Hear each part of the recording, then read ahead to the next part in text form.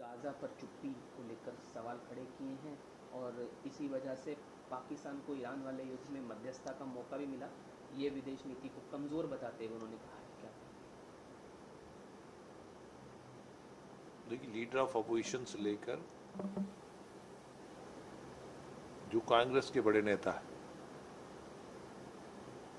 आपने हमेशा देखा होगा कि जब लोगों के हित की बारी आती है मुद्दों की, तो वो पार्लियामेंट में न्यूसेंस खड़ी करते हैं और लोगों के मुद्दे नहीं उठाते हैं।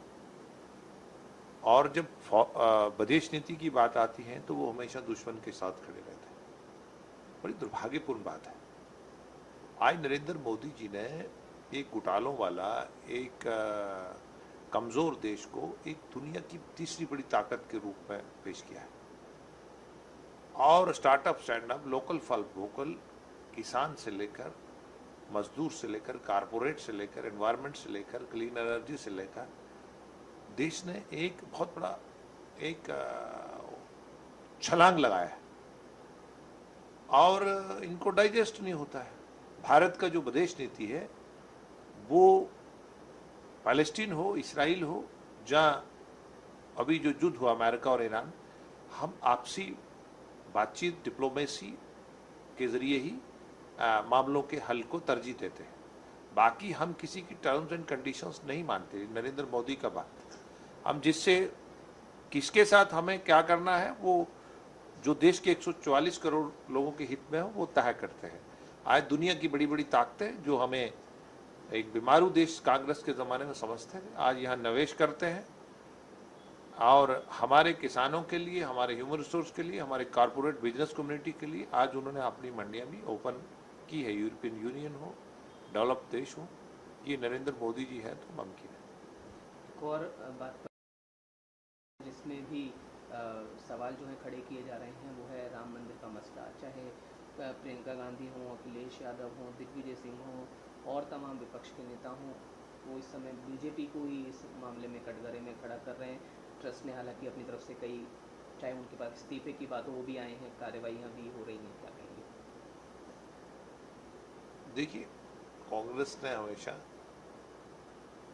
इस अयोध्या को लोगों के आस्था के साथ खेला है।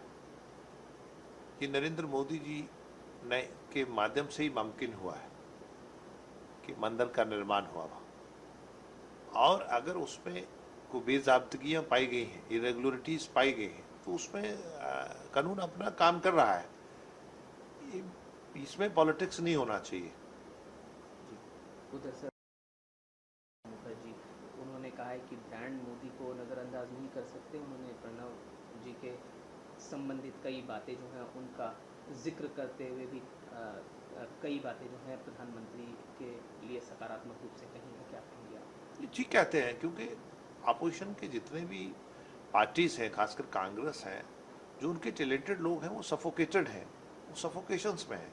लेकिन कहीं ना कहीं देश का माहौल, पूरे देश का, जिस तरह नरेंद्र मोदी जी ने अंत तक 24/7 पिछले 12 साल में काम किया है, इसका मिसाल दुनिया में किसी देश का इतनी प्रगति नहीं मिलता है।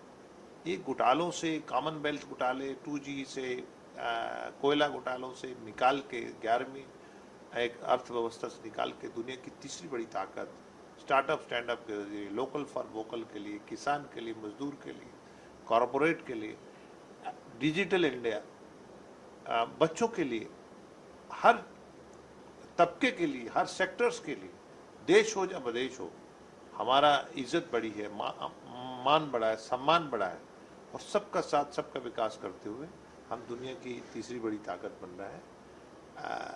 इसको कोई नकार नहीं सकता है। अगर कोई नकार नहीं रहा है तो वो उनका एरोगेंस है।